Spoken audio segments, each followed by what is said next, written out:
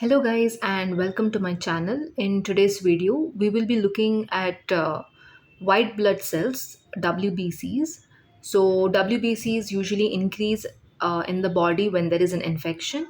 They are the body's defense system and the normal count is 4,000 to 11,000 cells per microliter. And when we look at WBCs, just we do not look at only the whole WBC count, we look at the differential count. The WBCs are divided into different types of cells, that is neutrophils, lymphocytes, eosinophils, monocytes, and basophils. So we'll look into each one of them separately. First, let's look into neutrophils. Neutrophils are also called as the first responders. That is, when any bacteria enters the body, they will increase in number, and we can know that the person is suffering from a bacterial infection. So, whenever there is an invasion of bacteria, the neutrophils increase.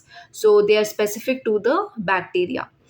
The increase in the neutrophils is called as neutrophilia, and the normal count is between 40 to 70%. So, some of the common places where we can see an increase in the neutrophils is in case of bacterial infections, acute inflammation, trauma, and steroids. So, after the neutrophils die, they accumulate as pus in the body. So, whenever you take a pus sample, you can see higher amounts of neutrophils in that. And in cases of steroid, after taking steroids, body releases cortisol.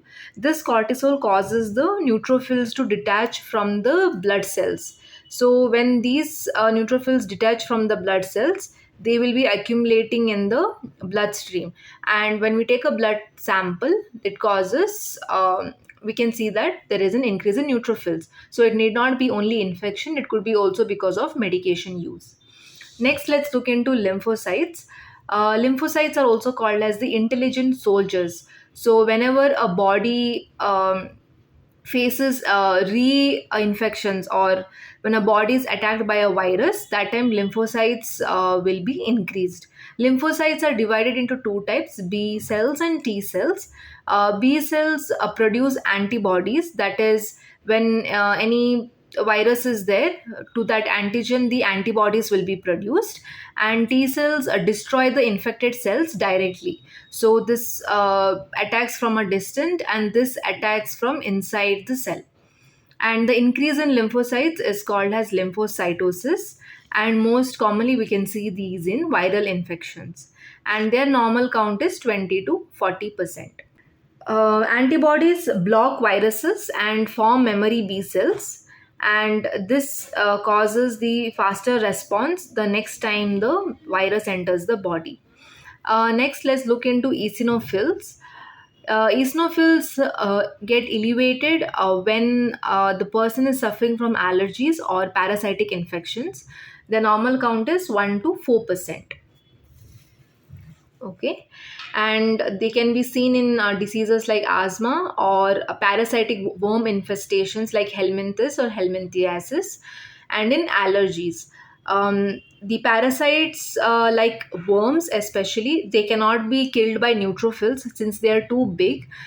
So the B cells produce IgE antibodies, and the eosinophils recognizes these IgE coated parasites and releases toxic chemicals onto them, and this process is called as antibody dependent killing.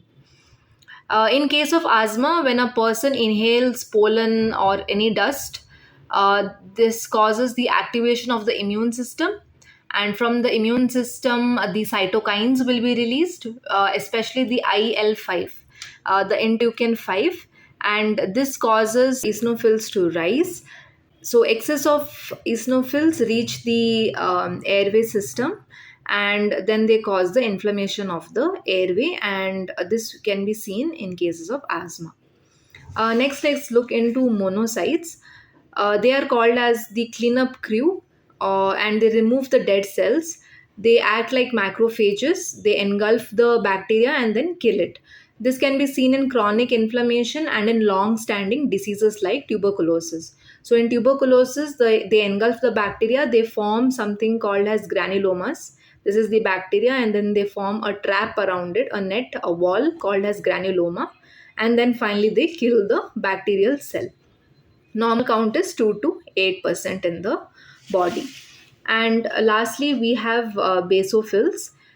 These release histamine, and they are also markers for the allergies, and they are present in less than 1% in the body.